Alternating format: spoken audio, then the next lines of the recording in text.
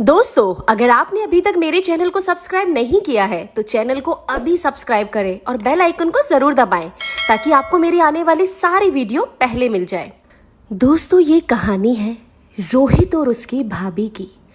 इस कहानी में मैं आपको मेरी ज़ुबानी बताऊंगी कि रोहित की भाभी को रोहित से बेशुमार प्यार कैसे हुआ। और हाँ, कहानी बहुत ही मज़ेदार है।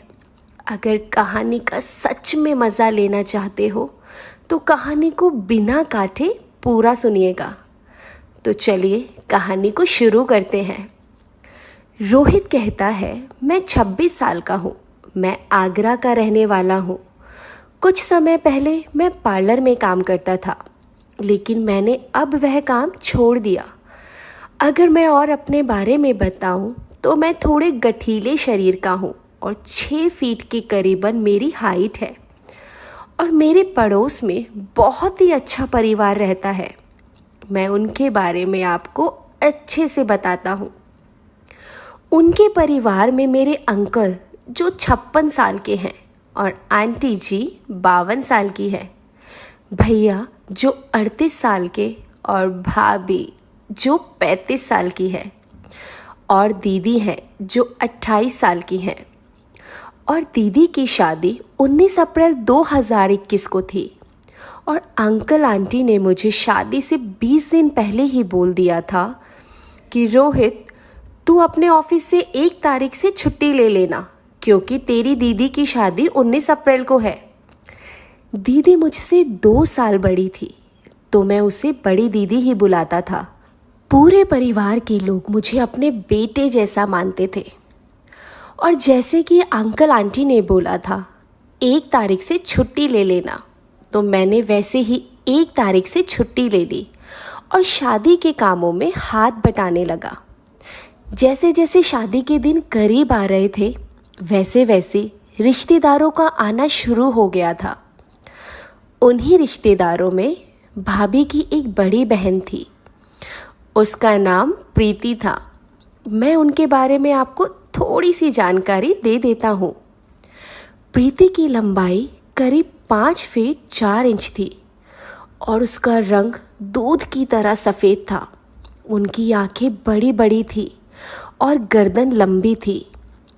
यूँ कहें तो देखने में काफ़ी खूबसूरत थी और उनकी उम्र से वह बहुत ही छोटी दिखती थी। उनका अभी तक कोई बच्चा भी नहीं है। पहले मुझे पता नहीं था कि वह भाभी की छोटी बहन है, तो मैंने भाभी से ही पूछा था, भाभी ये लेडीज़ कौन है? तो भाभी ने बताया था कि यह मेरी बहन है।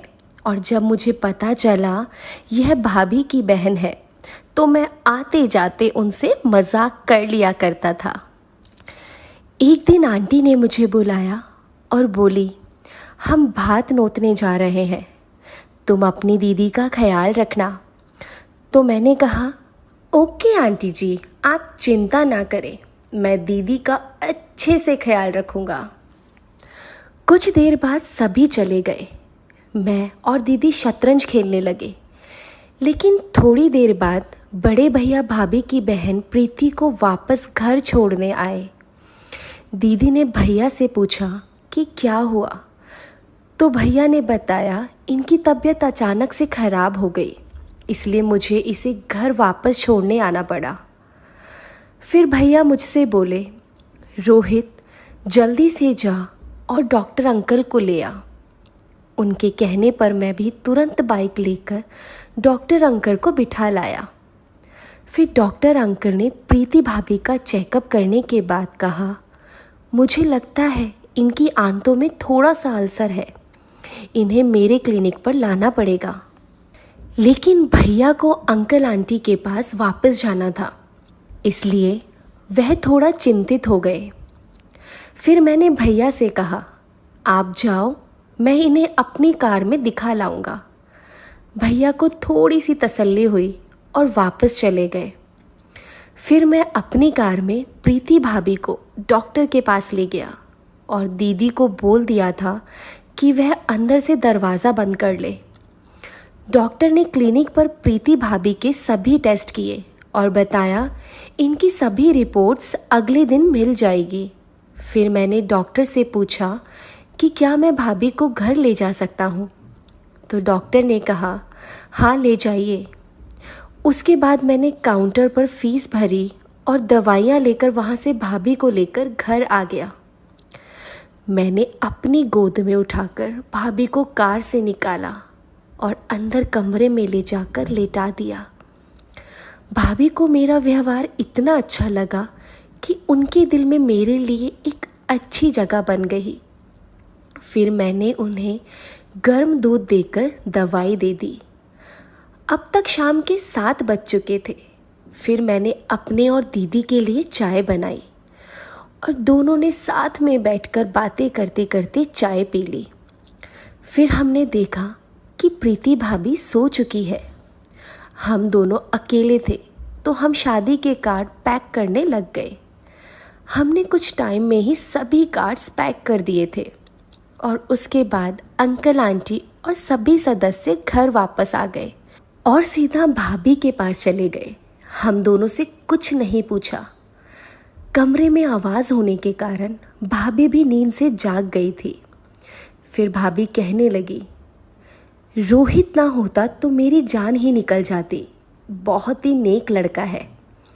यही मुझे कार से डॉक्टर के पास ले गया, मेरी पूरी देखभाल की और मुझे टाइम से दवाइयाँ भी दी।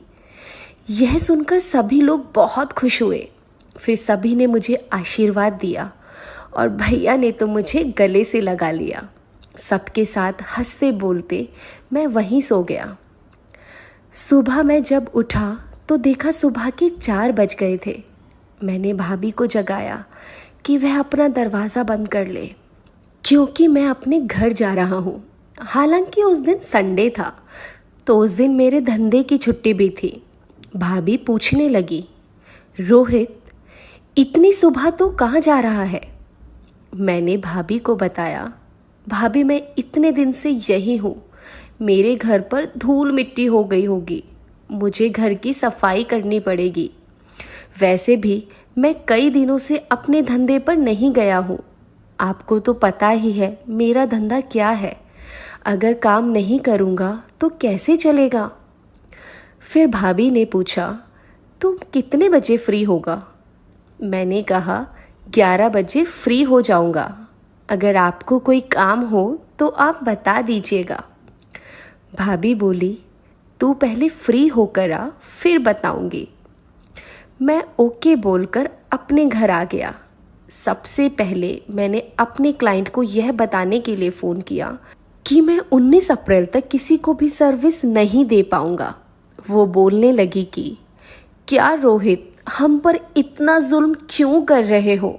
यहाँ मैं बहुत बोर फील कर रही हूँ और ऊपर से तुम कह रहे हो 19 अप्रैल तक काम नहीं करोगे।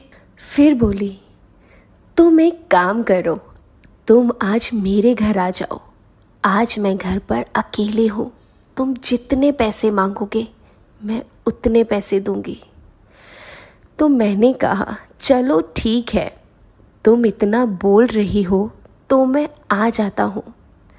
मैंने कपड़े बदलकर बाइक उठाई और उनके घर चला गया।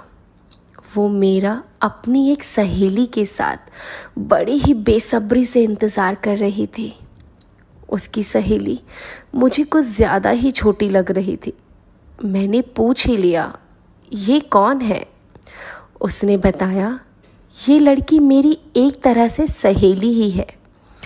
बेशक इसकी उम्र कम है, लेकिन मेरी और इसकी बातें बहुत ज़्यादा मिलती है, इसलिए तुम भी इसे सहेली ही मानो। इसने आज तक कभी भी ऐसा कुछ नहीं किया है। मैंने कहा, बस बस मैं समझ गया। फिर मैंने दोनों ने जो बोला, जैसे बोला वैसे ही काम किया और 1 बजे मैं अपने घर वापस आने लगा। मेरे घर के पीछे एक प्लेग्राउंड है जिसमें कुछ लड़के क्रिकेट की प्रैक्टिस कर रहे थे। उन्होंने मुझे रोक लिया और बोले, यार रोहित, हमारे साथ क्रिकेट खेलो ना। उनका ज़्यादा आग्रह करने पर मेरा मन कर गया, क्योंकि बहुत दिनों से शादी के कामों में बिजी था तो क्रिकेट नहीं खेल पाया था। इसलिए मैंने उन्हें कहा मैं घर बाइक खड़ी करके आता हूँ। फिर मैं ग्राउंड में वापस आ गया, लेकिन कुछ टाइम बाद मुझे टॉयलेट के लिए वॉशरूम जाना था, लेकिन वहाँ कोई वॉशरूम नहीं था। तो मैं एक साइड कोने में वॉशरूम करने चला गया, लेकिन मैंने देखा कि प्रीति भाभी ने मुझे छत से वॉशरूम करते देख लिया है और भाभी मुझे देखकर मुस्कुराने लगी। फिर मैंने सोचा ये तो प्रीति भाभी है, कोई और लेडी नहीं है, इसलिए मुझे डरने की कोई ज़रूरत नहीं। फिर मैं वापस ग्राउंड के अंदर चला गया। फिर मैंने खूब मज़े से क्रिकेट खेला और मैच भी जीता। फिर मैं शाम के 4 बजे तक घर आया और मेरे घर एक बच्चा आया और बोला, अंकल आपको जिन दीदी की शादी है उनके पापा ने बुलाया है। मैं समझ गया अंकल को कुछ काम होगा, इसलिए फिर मैं कपड़े बदलकर दीदी के घर चला गया और मैंने अंकल आंटी के पैर छूकर उनसे आशीर्वाद लिया और प्रीति भाभी से उनकी तबीयत के बारे में पूछा तो उन्होंने बताया अब मैं ठीक हूँ। फिर मुझे अंकल ने अंदर कमरे में आने को बोला और बोला, बेटा ये कुछ कार्ड्स बांटने हैं, तो तुम कल सुबह अपने भैया के साथ जाकर ये कार्ड्स बांट देना। मैंने कहा, जी अंकल आप चिंता ना करें, मैं सभी कार्ड्स बांट दूंगा। तभी प्रीति भाभी चाय बनाकर ले आई और वापस किचन में चली गई। लेकिन जब मैंने किचन की ओर देखा तो प्रीति भाभी मुझे ही देख रही थी और मेरे देखने पर वह मुस्कुराने लगी और मैं ये सोचने लगा कि ये ख्वाब है या हकीकत। प्रीति भाभी मुझे दिन में ही लाइन दे रही थी। मैं सोच भी नहीं सकता था भाभी मुझे पसंद करने लगेगी। अब मुझे लगने लगा कि किसी ने हमें ऐसे देखते हुए देख लिया तो बिल्कुल भी अच्छा नहीं लगेगा। फिर मैंने जल्दी से अपनी चाय ख़त्म की और वहाँ से जाने लगा तो अचानक अंकल ने मुझे रोक दिया। मैंने कहा, अंकल मुझे घर जाना है, कुछ काम है, मैं बाद में आऊँगा। आप कार्ड्स के बारे में बिल्कुल भी चिंता ना करें, मैं सुबह भैया के साथ जाकर कार्ड्स बांट दूँगा। अंकल बोले, ठीक है भाई जाओ। उसके बाद मैं वहाँ से निकल ही रहा था, तभी प्रीति भाभी मेरे पास आई और बोली, आज रात को कहाँ सो रहे हो आप? मैंने कहा, भाभी वो रात को ही पता चलेगा कि कहाँ सोना पड़ेगा। ये कहकर मैं वहाँ से चला गया। दोस्तों, मैं आपको इससे आगे की स्टोरी आने वाले पार्ट 2 में बताऊंगी, लेकिन उसके लिए अगर आपने अभी तक मेरे चैनल को सब्सक्राइब नहीं किया है तो चैनल को सब्सक्राइब करें और बेल आइकन को ज़रूर दबाएं ताकि आपको मेरी आने वाली नई वीडियो सबसे पहले मिल जाए। धन्यवाद। आपका दिन शुभ रहे।